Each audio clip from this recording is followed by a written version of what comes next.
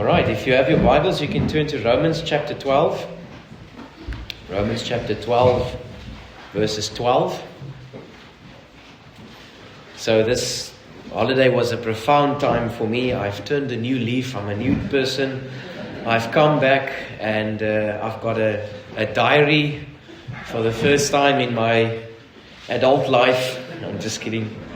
I don't want you to know that I didn't have one, but all these years I thought that I can remember everything, and then I hit and miss, and so the Lord convicted me of that, and He convicted me of everything I say I need to commit through and pull through. So maybe if you've picked that up, I got you. I'm working on it. You can't be angry at that anymore. It's going to change. So I said that we're going to do a third sermon on prayer, and I was so tempted to preach something else. And then I said, no, Stefan, you're a new person after this holiday. Continue. And it's so incredible. I truly believe the Lord was with that this is needful this morning. So Romans chapter 12, verses 12, just to remind you quickly before we read, we were looking at these three phrases, and what a blessing it has been to really look at the essence of how to deal with challenge and tribulations and difficulties as a Christian. And we stopped at continuing in prayer, and we focused on that for a few weeks.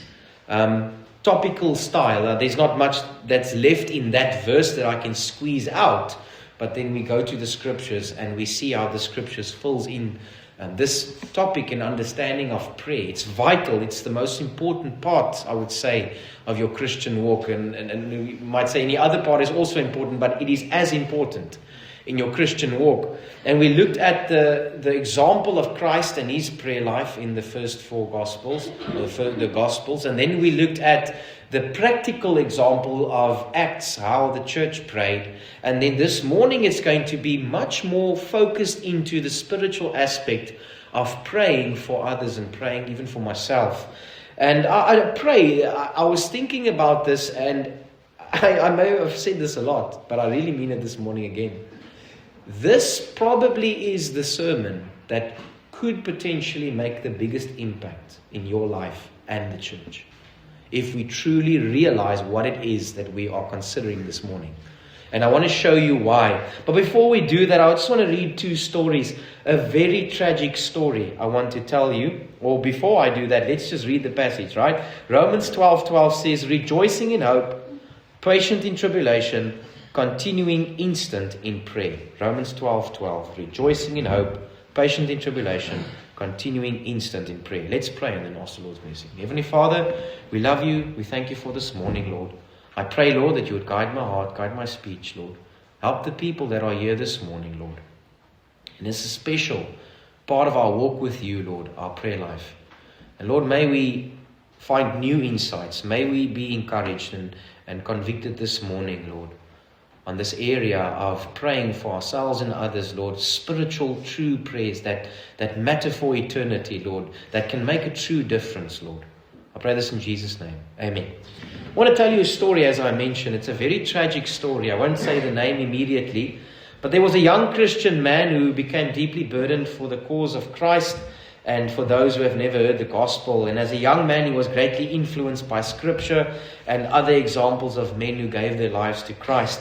And his desire was simply not to live a comfortable Christian life, but to live completely full out for the Lord. And so he eventually surrendered to missions, and he went to Ecuador as a missionary and seeking to reach the Waorani people for the gospel. And on January the 8th, in 1956, this 28-year-old man with four of his friends were killed by spears by these men that they were trying to reach. They've not even reached them yet, and their bodies were found in a river, killed by these cannibal people that they wanted to reach. This man's name was Jim Elliot. He had a wife, a young wife, and a 10-month-old daughter when this happened.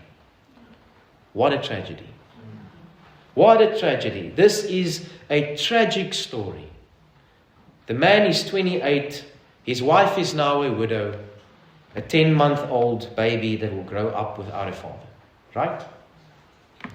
But the story goes on that this mother was determined to go back to these people that killed her husband.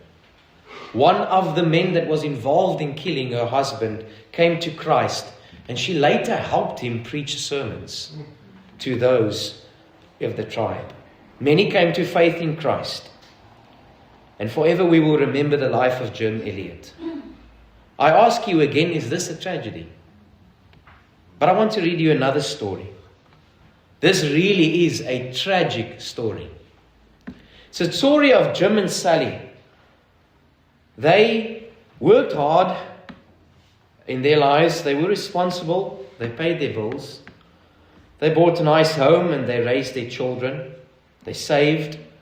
They eventually were able, by God's grace, to be able to retire early. They moved from Georgia to Miami. They bought a beautiful second home near the beach. Their children and grandchildren would often come and visit them, and they eventually saved up money to buy a boat and spend some time cruising and spending time with their little ones. They enjoyed their lives. They, as a pastime, collected seashells and watched the sunset. They traveled. They had good health, fairly good health, as one would. Not amazing, but we all have our ailments. And eventually, as time went by, they got older, and Jim died, and then Sally not long after that. And they had funerals for both of them. What a tragic life. What a tragedy. Because now they will stand before God, and they did nothing for eternity. They have nothing to offer God. They have nothing to bring for the life that they've lived, that God gave them. They have no fruit for eternity. Brother and sister, I want to ask you a question this morning. What story is more tragic to you? Is it the one of a life that is spent for God, and it doesn't matter when God takes you, and it doesn't matter what circumstances He places you in? Or is it a life that the lie that Satan has told us? The lie that he pushes to the world, and if we don't reach that goal, we feel quite despondent and discouraged because what did I do with my life? I wasn't able to retire like Jim and Sally. What is it that we live for?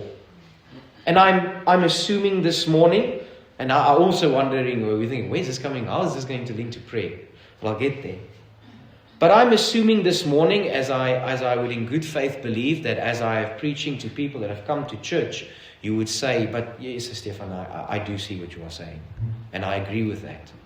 And I would say, praise the Lord, I'm glad that you agree with that. You would say that Jim Elliot's life is not a tragedy. You would say that Christ is more important than comfort. You would say that souls are more important than possessions, right? I would expect you to nod your head and say, yes. I would expect people to say, yes, I understand that holiness is more important than happiness, right? But on a practical level, because oftentimes what we say with our mouths is a reflection of our hearts, right? Would our prayers reflect that? How does our prayers sound like? Does it sound something like this? Lord, help my children. Keep them safe. Help them with their studies. Give them a good job. Lord, my son or my daughter has a problem at work, or they have an ailment or a physical illness. Lord, help them, heal them. Lord, help them with this difficult trial that they are facing. Are these prayers wrong? No. God says, bring your cares to me. I care for you. But isn't this the overarching mentality that we have? Isn't this at the forefront of what we pray? And I'm here to challenge that this morning and say that even in that, brothers and sisters, there's a lot of selfishness. Because why ultimately do I want my child to be healthy? Why do I want him to be wealthy? Why do I want success for him? Because I want ease for them. I want comfort for them. I don't want them to face difficulties and challenges and trials, right? But is that truly the heart of the Bible? Is that what Jesus Christ prayed? Is it what the Apostle Paul prayed? Was that at the center of what is truly important for the lives of my children and my own personal life and the lives of others around me. And what is so beautiful is how Jesus' prayer life and how Paul's prayer life interlock with each other, and they are exactly the same. And I want to show you that this morning. And as I mentioned, we looked at Jesus' prayer life, we looked at the Acts, and we looked at the church and how they prayed. And now we're going to move more towards spiritual prayer. And how can I truly effectively pray for myself, for my children, for those around me? In John chapter 17, if you'd like to turn there, I want to just draw your attention to a few places. And this is the model. This is what we're going to see Jesus pray. So turn to John chapter 17, and let me say something about John chapter 17 that is extremely important. We know in Hebrews the Bible says that Christ at this moment, do you believe this? At this moment, the Bible says, Christ intercedes for you. Which means that He daily prays for you. So what is it that He daily prays? Now, I can't tell you exactly what it is. But I can give you a window of what it must look like. Because Christ, on His way to be crucified, gives us a little window of what His prayer closet looks like for you and I. And I believe it is as if Jesus decided to do that, knowing that this will become my primary ministry after I die. So let me give you a window of what it looks like when I pray for you. And obviously we can't read the whole John chapter 17, but I'd want to draw your attention to verse 11. It says, Holy Father, keep through thine own name those who thou hast given me. He prays for their preservation and say perseverance. In John chapter 17 verses 15, he says, I pray not that thou should take them out of the world, but that thou should keep them from the evil. Just before this, it says that they hated these people that know the Lord. And Jesus in response says, but I don't pray that you would take them out of the world or ease it for them or make it comfortable for them and take away the people that persecute them. He just says, Lord, keep them from evil. Keep them from being discouraged why this world hates them. Keep them to not lose sight. In John chapter 17 verses 17, he says, sanctify them through thy truth. Thy word is truth. Jesus is concerned with the sanctification of His children. He wants them to be conformed to His image, and He wants them to be holy, and He knows the tool is the word. And He says, sanctify them through the word, and the word is truth. He says in verses 21, that they all may be one. In verses 23, he says that they may be perfect in one. We see that Jesus prays for unity. Unity between Him and His relationship with us, and unity between each other. That there would be a oneness, a perfect oneness between us. Because surely, and I want to say this, I don't mean this I really mean this. This is absolutely the truth. From the little that I've been able to travel in South Africa, I very seldom see what I see at Grace. I very seldom see black, white, colored, Indian, Asian, Afrikaans, English, Xhosa, American. I very seldom see all of these people coming together and enjoy each other's company and love each other and fellowship with each other. It's not that I'm saying that all the other churches are wrong, but it's not seldom. And I know you would agree with me, right? But something bonatuurlik, something supernatural must have happened for us to come together and love each other, right? And that is, I personally believe, the result of Christ's prayer. Because His prayers was, unify them. We're not unified because we're special people. You just don't know the people at Grace. They're not racist. No, you are. It's because Christ prayed that you won't be racist. It's Christ prayed that your heart will change. It's Christ that changed you after you got saved. You're not special. There's a racist in every one of us. I hope you're not offended by that. But because you have been transformed, you now love each other. You now have a common goal together. And you must still fight that evil one that is within you. But there's something special. And I believe it's because Christ prayed that for us, right? Sure, I must be careful when I say things, right? If you just take this out of context, you'll say, my pastor said we are all racist. But let's go to Ephesians 1 verses 15 to 23. And now let's see how Paul prays. And please be reminded, the context of this is Paul is writing letters to churches that face much more persecution than we face today. Every letter to every church, whether it's at Colossae, whether it's at Ephesus, or whether it is wherever he writes, at Philippi, oftentimes he's in prison, and oftentimes he's writing to people that are going to be thrown in prison. Right? And if Paul, knowing what he's facing, and knowing what those at Ephesus and those at Colossae face, if he really was compassionate to their needs and the struggles that they face, surely he would pray in his letter and say, I pray, Lord, that you would protect all the people that are in prison today. I pray, Lord, that those people who are bashed half to death, that is bleeding now in their rooms, that they would just heal quickly. Right? And I don't think it's wrong to pray that. I'm sure that that was prayed.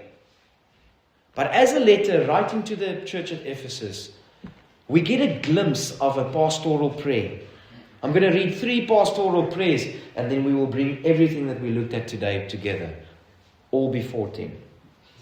Ephesians 1 verses 15 to 23 says, Wherefore I also, after I heard of your faith in the Lord Jesus and your love to all the saints, cease not to give thanks for you, making mention of you in my prayers. And this is his prayer. That the God of our Lord Jesus Christ, the Father of glory, may give unto you the spirit of wisdom and the revelation in the knowledge of him. That the eyes of your understanding being enlightened, that ye may know what is the hope of his calling, and what is the riches of the glory of his inheritance in the saints, and what is the exceeding greatness of his power to usward who believe, according to the working of his mighty power, which he wrought in Christ when he raised him from the dead and set at his own right hand in heavenly places. We then go further, and as we look at this verse, we see something completely different, right? This is completely different from the normal standard set of prayers. Lord, help them, keep them safe, keep them healthy, right? This is something much deeper. It says that the eyes of their understanding might be opened up, that they may know the love of Christ, that they may understand what God has done for them, that they may be understanding the revelation of the knowledge of him. I want to venture and say to you that if I pray that God would make his will known to my son, I might not have to pray later on and say, Lord, help him at work because he's in trouble. Because most likely he's in trouble because he'd run his mouth. Or maybe his health is in dire straits because he's been gluttonous and he's been all kinds of other things. And maybe I don't have to pray that because I prayed for his spiritual well-being before that. Because I said, God, let my son know the will of God. Because if he knows the will of God and he's in the will of God, then I can't pray him out of the will of God if he's struggling, right? But if he's in a difficult position, or if I'm in a difficult position because I was outside of the will of God, then I can pray and pray and pray and pray and pray and pray and pray. My biggest problem is I wasn't in the will of God. Paul's second prayer in Ephesians 3 verses 14 to 21. He says, For this cause I bow my knees unto the Father of our Lord Jesus Christ, of whom the whole family in heaven and earth is named, that he would grant you, according to the riches of his glory, to be strengthened with might by his Spirit in the inner man, that Christ may dwell in your hearts by faith, that ye, being rooted and grounded in love, may be able to comprehend with all the saints what is the breadth and the length and the depth and the height, and to know the love of Christ, which passes knowledge, that ye may be filled with all the fullness of God. Now unto him that is able to do exceedingly abundantly above all that we can ask or think, according to the power that worketh in us, unto him be glory in the church by Jesus Christ throughout all ages, world without end. Brother and sister, I want to venture and ask you this morning, what do you truly need more? Do you need your circumstances to change? Or do you need to know that God truly loves me in this circumstance? That there's an exceeding love and power that He has towards me. We then go to the third prayer in Colossians. Colossians 1, verses 9 to 14. He says, For this cause we also, since the day we heard of it, do not cease to pray for you and desire that ye might be filled with the knowledge of His will in all wisdom and spiritual understanding, that ye might walk worthy of the Lord unto all pleasing, being fruitful in every good work and increasing in the knowledge of God, strengthened with all might according to His glorious power unto patience and long-suffering with joyfulness, giving thanks unto the Father which made us meet to be partakers in the inheritance in the saints, who hath delivered us from the power of darkness and translated us into the kingdom of His dear Son, in whom we have redemption through His blood, even the forgiveness of sins. I want to ask this question this morning. What is more important to pray for my children and my grandchildren and even my own life? Is it that my circumstances or my health or my wealth or whatever must change? Or is it, Lord, that I might understand your will in all wisdom and in spiritual understanding, that I might walk worthy of the Lord and that I might be fruitful in every good work and that I might increase in the knowledge of God? Brother and sister, this is not a ticket that it will always go well. But I can almost promise you, if you or your children or the people in this church are walking worthy of the Lord, and that they bear fruit that is pleasing unto the Lord, it doesn't really matter what happens to them. Because if I am in the will of God, I would rather have, I've realized something on this holiday also, jy moet versigtig wees wat jy sê. Because later on it might come back to me. So let me say this. I'm going to say something now and I don't want to just go off the cuff. May God give us all grace when it comes. Or let me rather make a question instead of a statement. Are you more in the will of God with cancer, if it is God's will, than not have cancer out of the will of God? Are you more in the will of God going through a severe challenge in the will of God than being at ease out of the will of God?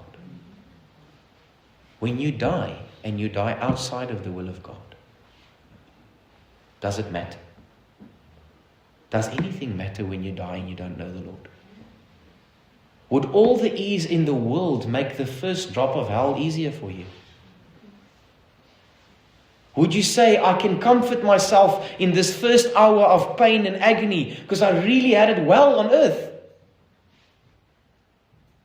Or would I comfort myself in heaven by saying, I didn't have it easy, but my prayer wasn't ease.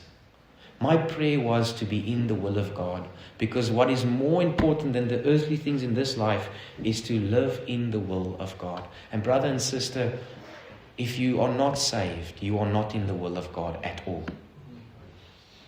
And don't even let this sermon end with dying unsaved. You know, I'm going to say a statement, you say, well, Stephen, you can't say that because there's a lot of things that must happen. There's repentance, there's mourning of sin, and there's a turning to God, and all of that cannot happen in His seat this morning. But I want to tell you, brother and sister, if you are not saved, then I plead with you, get saved in your seat this morning. And go home and go further repent and really acknowledge who you are before the Lord. But call out to God and have mercy on you. You are not even promised this next half an hour.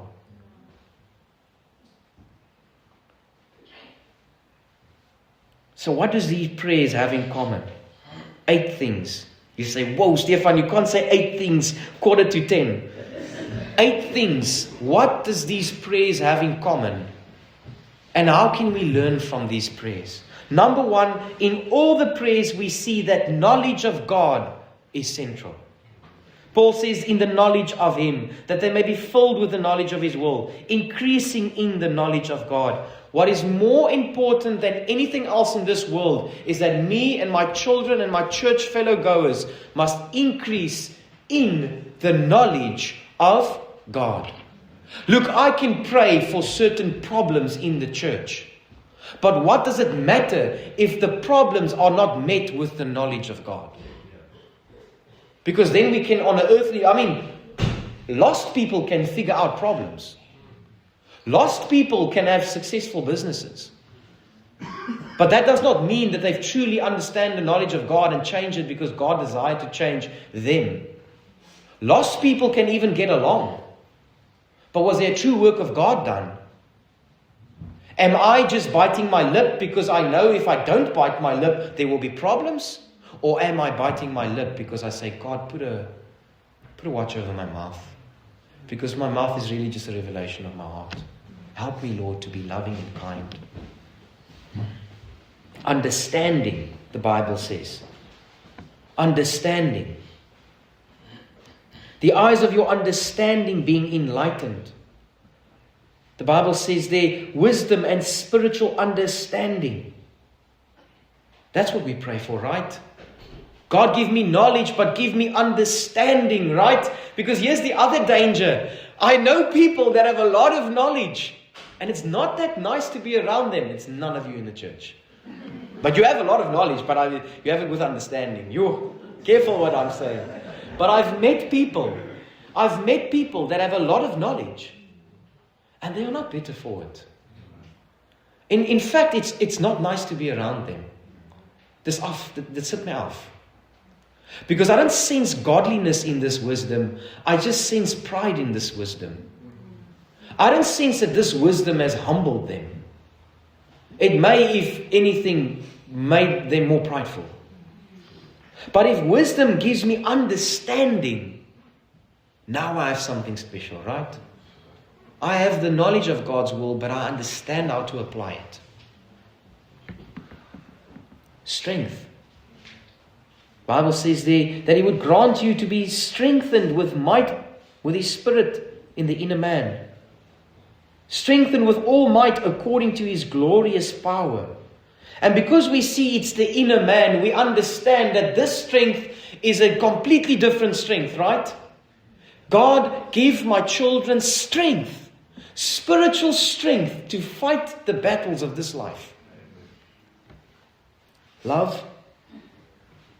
In Jesus' prayer, we see Him pray for love. At the end of His prayer. In Paul's prayer, we see that they might be rooted and grounded in love. He says later that they might comprehend with all the saints what is the depth and the breadth and the heights of His love. Although I have all the gifts of this world and I don't have love, I'm nothing, right? I can come to church and I can have knowledge and I can be successful and I can be all kinds of things. But if I cannot come to church with a deep love for the brethren here, I don't have anything, right? We see also holiness or sanctification. Jesus says, sanctify them through thy truth. We see Paul also pray that their hearts might be established. Lord, don't make the people at Grace happy, but make them holy. Lord, yes, someone has given me a burden and their circumstances are dire, but Lord, let the circumstances make them holy. Because if this circumstances does not make them holy, there was no purpose for this circumstance, right? And I can't believe that God was in it, because if God truly afflicts you and the end goal is not your holiness and change, then I don't even know if it's even Him that is afflicting you. It might just be the consequences of your own sinful behavior and actions. Fruitfulness. The Bible says they're being fruitful in every good work, that there might be fruit that abound. I want to ask you a question this morning, and I ask myself this question, please. It's for all of us. What will matter more in eternity? Will God say to you, wow, you were so diligent. When you died, you were able to leave enough for your grandchildren and your grandchildren and your grandchildren's grandchildren. And that's actually a very godly thing. So I'm not saying it's wrong. But will you stand before the Lord? And will you show Him business? And will you show Him commerce? And will you show Him decisions and animals and all kinds of things that you spent your time on? But you cannot show Him any fruit for eternity. Where's the people you disciple that I called you to disciple? When I said go into the world and make disciples, where are they, Stefan? Where are the people that you told Christ about? Where are the people you gave tracts for? Yes, I understand that it is very important to be a steward of whatever you have been given. But is that the only thing that I will give an account to when I stand before God? Perseverance. Unto all patience and long suffering with joyfulness, the Bible says, that they may keep them. God wants us to persevere in patience and in long suffering and in joyfulness. It's interesting that when Paul prayed this prayer, he says that they may be strengthened with all might according to His glorious power, right? And we like that, right? We say, yes, give me His glorious power, right? And just after he says glorious power, he says the fruit of that will be that you will be long suffering, patient, and that you would be joyful. And now I wonder, whoa, did I really receive God's joy? Great power?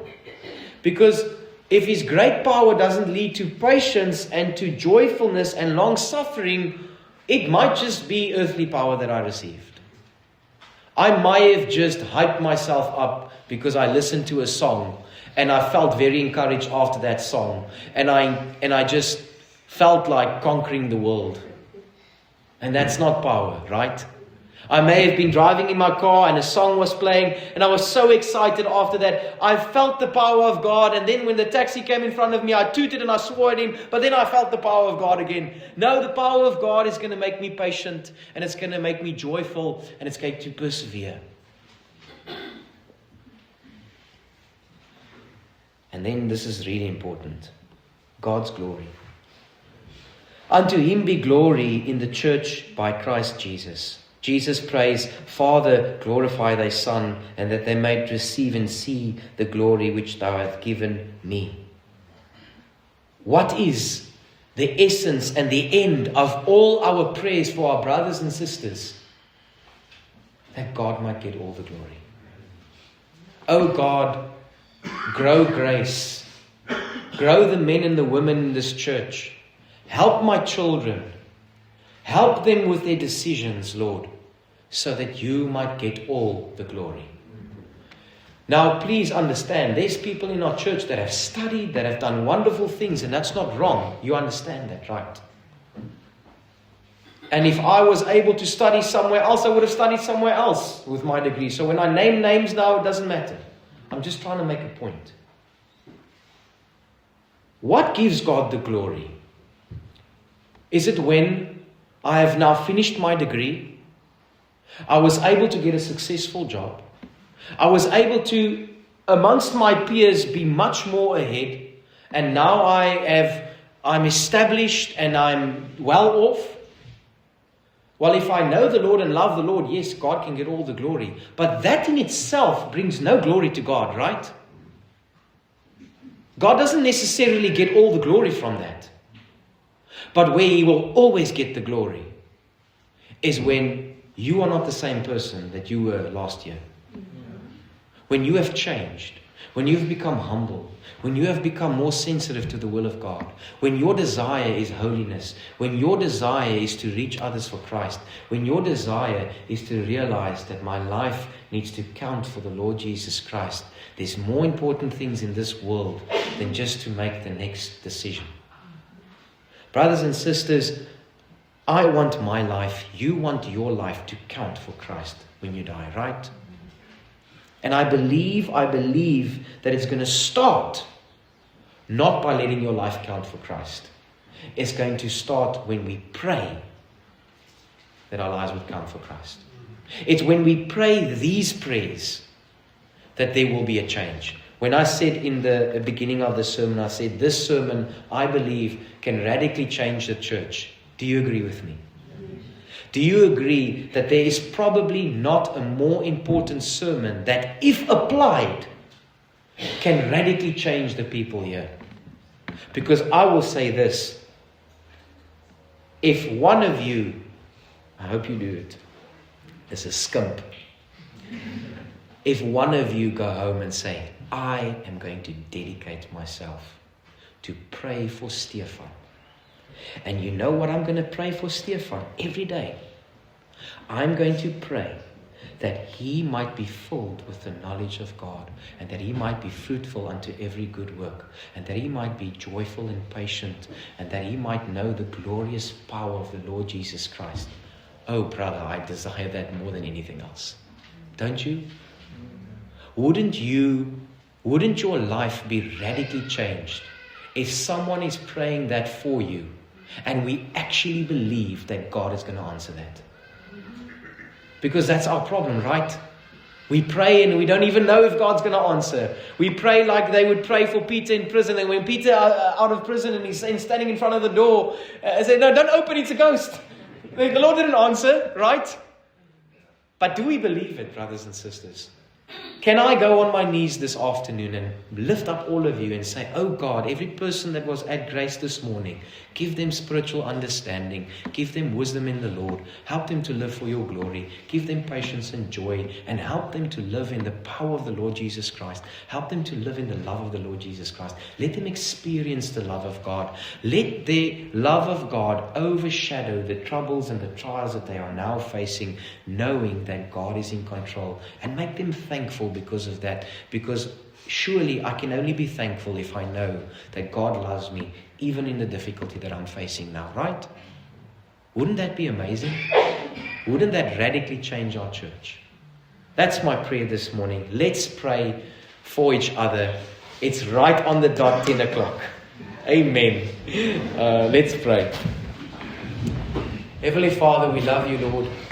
And we thank you, Lord, for each and every person that is here. Lord, I pray this morning that you would fill each and every heart that is here with the knowledge of you, Lord. That we might walk worthy of the Lord, Lord, unto all pleasing, unto good fruit and bearing fruit for your kingdom, Lord. Let us live for the glory of God. Lord, help us to be patient. Help us to have joy and be thankful, Lord, even in the midst of the worst circumstances, Lord. Help us to know, Lord, that whatever you have ordained in our lives,